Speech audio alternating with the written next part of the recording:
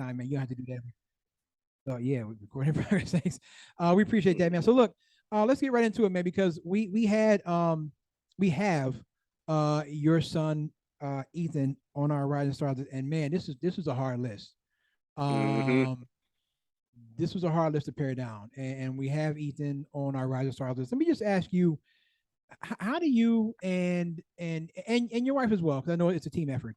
How do you and your Right. help Ethan navigate this newfound attention and let him enjoy it while at the same time keeping him grounded? Really just for me, I guess more so for my wife being a sounding board. Hmm. You know, I'm all about, how you handle things, right? Like even if something out of your control happens, I'm not a dag that's messed up kind of guy. I'm like, all Right, right, I just got to do XYZ then. right. So when he'll complain to my wife about things he might not be happy about, Hmm. but he knows that when he talks to me, that I really, I'm not much to complain, and I'll go, okay, I understand that. I see how you feel, but you need to refocus, and we got to go on, from here. So, we keep him grounded, and he's a grounded kid anyway, Right. so. We just again just being there for him, and making sure that whatever he needs to be successful, he knows we're going to do everything to give him that opportunity. And I'm never going to lie to him. If he doesn't play well, I'm going to say you're not playing well. Yep. I'm not going to sugarcoat anything. So, I mean, that's kind of how I'm the realist, and his mom will listen to him when when he's upset about something. Now, Eli and Phil don't know about this, so this is just a you and me question because Okay. now I have girls, but as a parent, I guess as a parent and as a father, man, describe that joy to see your sons, aka the Get Fresh crew, um, really out there just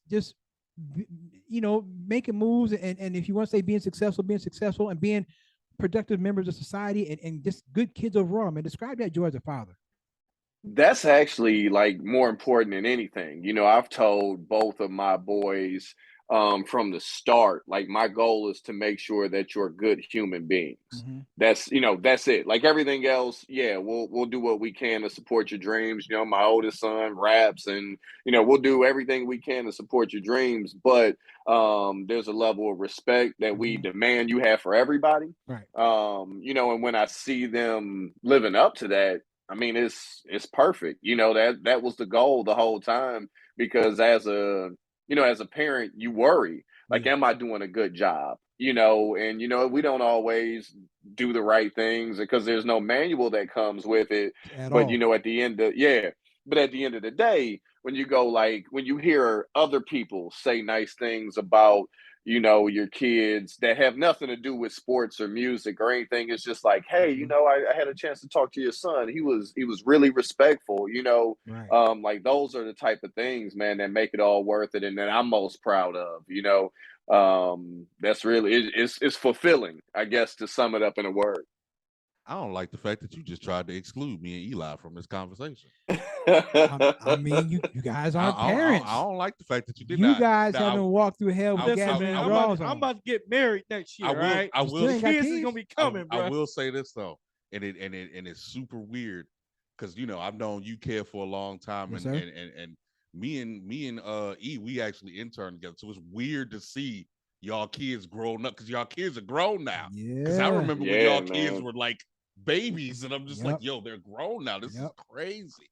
It's But been a great Yeah. it's been a long journey, man. Because yeah, I remember those intern days at KNR. I always said I think the first thing I worked with Emmett was at Parma Town Mall. Me, Emmett, and Cahill out there. I think that Hmm. that was the first one. So yeah, it's been a long journey, man. And let me just obviously we always say look mad props to you man because you done came a long way, brother, a long way I for appreciate sure. it. Um, I but appreciate it. hold up though. older son got bars. What's up? What's happening? He got bars? Yeah, man. Like Lance, he goes by Rockstar RXTARR. Okay. And he's just in the music, like not necessarily just rapping, like singing. He just loves music and all the genres. So it's evolved. There was a time when he was about spitting. There was a time when he was about melody. But I just love watching him branch out and not be afraid to be himself. So yeah, he's pretty good. He do his thing. If I know it's a bunch of people on SoundCloud, look for Rockstar on SoundCloud. So I'll say, can we find SoundCloud? Spotify, all that. Where can we find him at? Yeah, he's definitely on SoundCloud. Again, RXTARR. Check him out. Okay, all right. We Okay, definitely got to do that. Bars, all right. Okay, enough. We don't. Okay, we talked about Ethan. Now I want to say something because we're gonna definitely have Ethan on the show. So we don't talk about that. We're gonna say that. I'm gonna get into it. I'm gonna ask you, and what can we expect to have with Deshaun Watson, man? Like what's happening? Like, and let me ask you, what should I don't want to use the word, but I almost don't know what other word to use. What should Browns fans consider a quote unquote win in this situation? Yeah, to answer the first question, I'm glad that it sounds like we finally gonna find out something tomorrow, because I've been over it. I've been over it for about 2 weeks. You know what I'm saying? I've been tired of throwing out numbers and it's just been the same thing every day, but nothing to move the story for us. So finally tomorrow we should get something to some type of closure. You know what? If it's 6 or 4 games, then I think, like you said, it's weird to call it a win because we understand the situation. Right. But it would be for Browns fans to have a Super Bowl caliber quarterback and only miss him for 4 or 6 games. That would be huge. I think it's a possibility. I don't believe he's getting off scot-free and getting nothing, because above all else, that personal conduct policy is about not embarrassing the NFL. Yep. And I'm sure, whether he was rightfully accused or wrongfully accused, all this has been embarrassing for the NFL. So I do think he will get something. But I think if it's 4 to 6, then you feel good. If it's 8, you go, hey, at least it didn't the whole season, and you just start to move forward from there. All right, man. So I've been listening to some of the experts, if you will. Am I the only one that feels like, man, we selling Jacoby Brissett short? Like you would think that Jacoby Brissett is like playing in his first ever NFL season. I think Jacoby Brissett is a lot better than people are giving him credit for. Am I wrong on that? What are your feelings on Jacoby Brissett? No, I'm in the same place, man. I think with Jacoby, he's a guy that you can trust. He's a professional. He can protect the football and he can make plays. He can hit open receivers. So you got guys, at least a guy in Amari Cooper that stays open. He's like 7-11, right? He's always open. And I think Donovan Peoples-Jones will improve, and the rest of the guys, David Bell, we got to come back from an injury that I hear he won't be out long at all. That's kind of what I was hearing yesterday, that it's not serious and he should be back very soon. So yeah, Jacoby can handle that with a great running game and a great offensive line. I wouldn't say he would go undefeated, but at least the first 4 games are all winnable. Like I expect the Browns, even with Jacoby, to be able to win those. And if you go 3-1 in that span, and let's say Deshaun Watson is suspended for 6 games, and you're still in it, and you got an opportunity to play in the Super Bowl. So I think he can get the Browns where they need to be and keep them in it by the time Watson gets back. Interesting. Phil, go ahead. E, let me ask you something. Since you have the pulse of the city with the afternoon drive thing and everything, the fraction that this has caused the Cleveland fan base and everything, do you think once Watson comes back and if he gets this train rolling, or do you think that the naysayers will come back, or is this thing like so decisive that they are just unwilling to support the Browns because they have Deshaun Watson on the sideline right now? So on my show Friday, we were kind of, what are you looking forward to the first day of camp that's open to the public? And I said, I'm looking for something, but I don't want to say it because I don't want to have any influence on anything. I was being very vague. But Mm-hmm. what I was looking for was how would people react when Deshaun Watson ran on the field? Yep. I wanted to know, would they cheer, would they boo? And I didn't want to throw that out there and give anybody an idea one way or the other. I just wanted to stand there and just pay attention. And he kind of came out of a door that everybody else wasn't coming out of. Mm. So there really wasn't that uproar. But when people noticed him, they did cheer. And when he made a nice throw, people did cheer. And it wasn't an overwhelming cheer. It wasn't pandemonium or anything like that.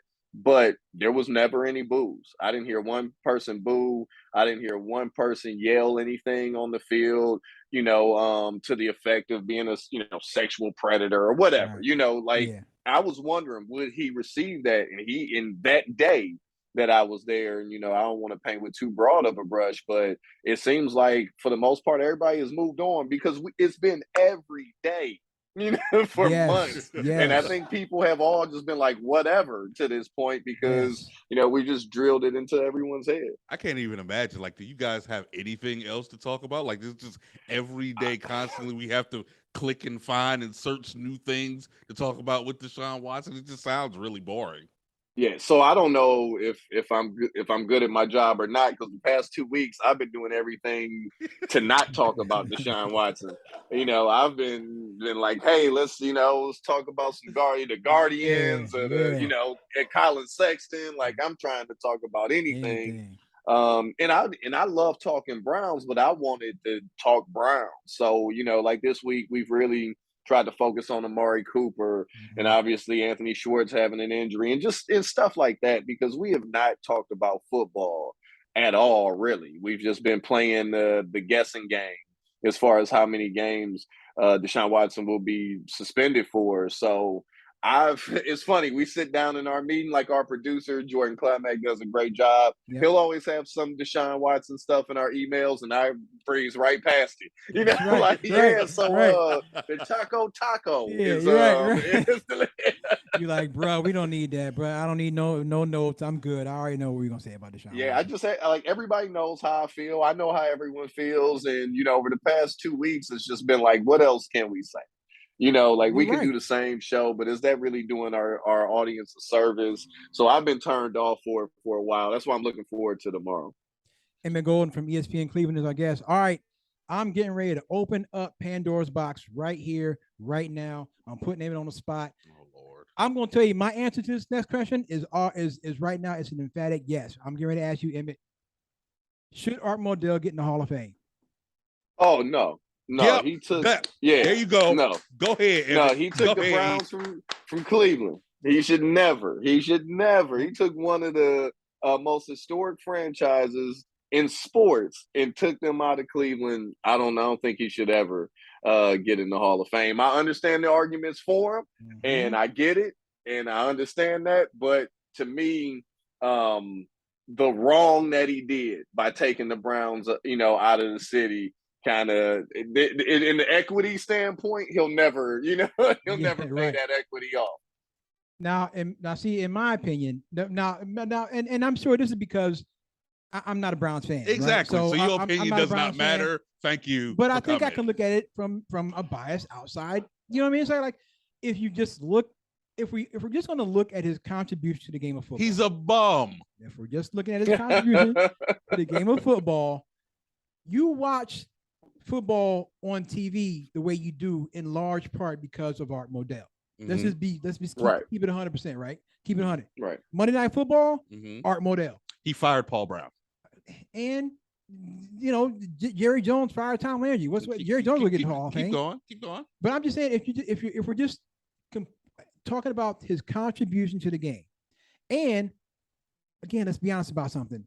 When the Browns left Cleveland, in no way, shape, or form did that hurt the NFL. It hurt Cleveland. The NFL kept growing. The NFL went 20 years without a team in the second biggest media market in this country. They didn't miss Cleveland at all. They didn't miss a beat without Cleveland. So if we're going to look at it in those terms, he should be in Hall of Fame. Now, I totally understand why Browns fans don't want him in, and I can respect that to a degree. Let me ask you this. If he gets in, You marching on the hall, Emmett? If he gets in, are you gonna be down there with the rest of Browns fans marching on the hall? Don't steal my idea, because I said if he gets in, we are marching. There ain't no ifs, ands, or buts. Yeah. We are marching. I'm not marching. I'm not marching. All right, I'm not marching. I'm gonna wake up and go to work like I know. I am not marching on that, because overall it is sports. Yeah. And while I love sports and I take it serious, it is to a certain extent. I just if I'm gonna march, it's gonna be for something a lot more than Art Modell. Facts. All right. So let's switch here, because you said you were trying to talking a little bit on the show. The Guardians, should they really be thinking about selling right now? Like, they're right in the race, right? They shouldn't be thinking about. I've been hearing stories about Bieber might be on the move, and I think the Phillies are interested in Plesac. Like, they shouldn't be selling at all, right? They should be trying to buy, right? Yeah, you would think so. Now I think if there is a move involving Bieber or Plesac, then I would expect them to get something in return that can help them right now. Not a sell off for the future type deal. I'll be surprised if Fran Mill is here on Wednesday or Thursday, because he's really struggled, and I think they're probably looking to find him a new home. So it'll be interesting, because, like you said, they are right in it. So they can't be selling it. At best, maybe you want to stand pat and say we believe in the experience that all the young guys got in the first half of the year, and you believe that they can get the job done at the end. But I'd be shocked if you just seen them sell off a bunch of guys and get prospects. If they do, and listen, if they move Bieber, it's going to cost whoever a lot. Yeah, it's a lot. It's not going to be cheap at all. So I'm expecting them to be buyers, not do a lot at all, but I'm expecting them to at least try and add to the team. If knowing knowing he wouldn't be here in 2 years, would you do a deal for Juan Soto? No, I wouldn't, because you'd probably have to give up Quan, Jimenez, some guys you got in AAA that's coming up, like Nolan. They'll want your 5 best prospects. No, that's out. Yeah, and 5 best prospects and probably more than that. So no, I wouldn't deplete, because that's what the Guardians, that's their lifeline. That's how they, that's why they're never at the bottom of the AL Central, because they know how to identify talent, and they raise it properly. And you don't want to clean out that, because that's why you got Tristan McKenzie and Quan and Jimenez and all those guys. So some of them you brought in via trade and things of that nature. But you need the young guys. They're super important to this organization. Can I just say this? I've been playing MLB 22, and so I finally made it to the majors. I'm pitching for the Guardians. MLB 22 is bugging. So Tristan McKenzie and Miles Straw play for the Royals, right? I'm not in like 2025. They play for the Royals. Okay. Jimenez is playing for the Angels.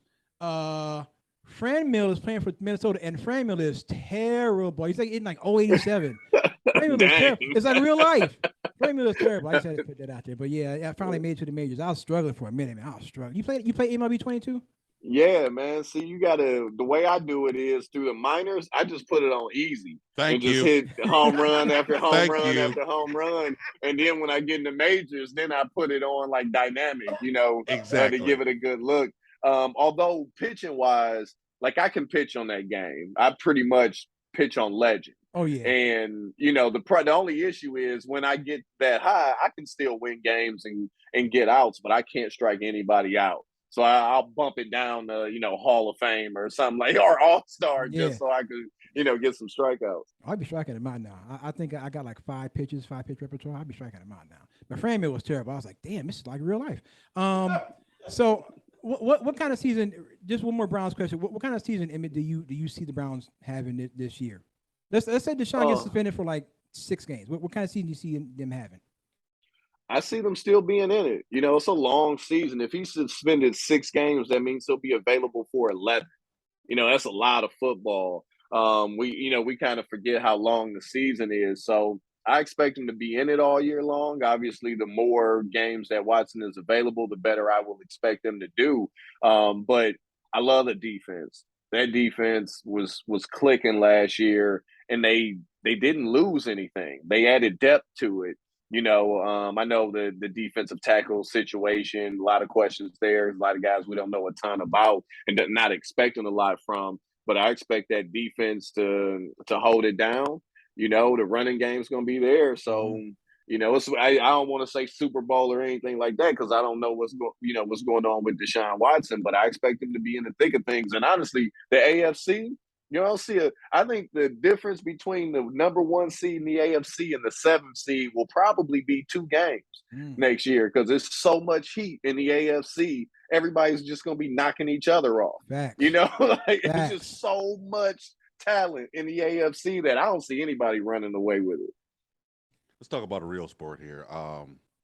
Is Colin Sexton really worth, what was that offer? $60 million? If that was it? No, what I saw from Chris Theodore was like 3 years, $40 million. It was a low ball. And I think it's low. It's a low ball. Yeah. And but they kind of hold the negotiating power, right? Because they don't want to invest a 5-year deal. They don't want to give him the max, obviously coming off an injury last year. But the qualifying offer is only $7 million. So if he turns down the 4 years or the 3 years at $40 million, then he's only playing for $7 million next year, and then he'll be a free agent. So they got a decision to make. I expect him to be with the Cavaliers, this season. But, I don't know if he's going to sign a 3-year deal or if he's just going to play on the qualifying offer. I love Colin. I think he could be an important piece to this team, maybe in a different role than he was in before. But that's really what it comes down to. He'll be around next year. But, how long will he be around is the question. All right, man. We'll end it on this last question here, a more important question for the Cavaliers. New uniforms, thumbs up, thumbs down. 2 of them thumbs down. The wine one, and it's a little too plain. I like the simplistic look of the other ones, but the wine one kind of does look like a practice jersey. Yeah. But I'm not mad at them at all. I know how these things go, and honestly, if they win, everybody will love the jerseys. If they don't, then everybody will hate the jerseys. I told y'all we need to go back to the Terrell Brandon, Tyrone Hill. I wouldn't be mad at it. They need to tear the red seats out, put the blue seats back in. I wouldn't be mad at it. The white ones, the white home ones though, like I need the wine on the trim, and I can't the all white. Like I don't. That for some reason that just doesn't appeal to me. I don't. Yeah, seeing it a little closer, like zooming in on some stuff. I love that they got the gold on the white ones, the gold in between the numbers. And in between the letters and stuff like that. I think that's is cool. But again, I mean, if they win, we'll love them. We won't be tripping on the uniforms. Facts. Well, okay. One more quick question. Just a little fun. What's your go-to cereal, bro? Go-to cereal. So back in the day when I was a kid, it was either Captain Crunch or Fruity Pebbles. But I'm old now, so a little Honey Nut Cheerios. I love Honey Nut Cheerios now. Hey, you real old. You came with the grandpa cereal. Fell off. Yeah. That's what's up, E. Yeah. That's what's up. I'm Honey Nut over here talking about bro. Frosted Flakes as a go-to cereal. Get out of here. Either fell off, man. Banger, man. Hey, man, listen, Emmett, man, you know what it is, man. We always appreciate you coming through, man. And I've said it many times. I keep saying it, man. Your come up is inspiring, man. And we appreciate you coming through. And, we love what you've been doing at ESPN Cleveland. We hope to see you doing it for a long time. And maybe, the mothership want to call. I was just about to ask that question. Are you hosting on Saturdays anymore? What's up with the mothership? Yeah, that's the ESPN thing.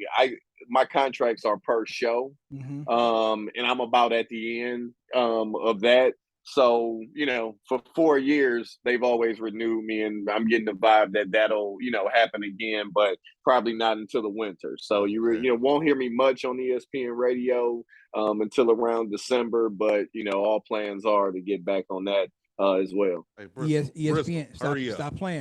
Bristol, stop playing. All right, listen, man. Hey, Emmett, again, brother, man, we appreciate you. Thank you so much for making time for us, man.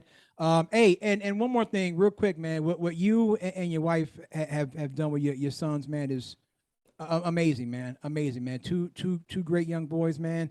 One of them doing this thing on the football field. The other one got bars. I need to go to SoundCloud, listen to the bars, and let Ethan know, man. The request is coming, so keep an eye on that inbox, man. We're gonna be reaching out to him very soon. Yeah, no doubt. We'll make sure we get them on with you guys, and look forward to seeing y'all at the Heights. It's gonna be some you good already games know. this year. You already know. They're gonna stop me and you at the gate because they be tripping when you trying to go into the field. Yeah. Right. All right, we got it. Hey, Emmett, man, thank you so much, man. We appreciate it. Man. Have a good night. All right. All right, you too. Peace, Take it bro. easy, guys. Peace.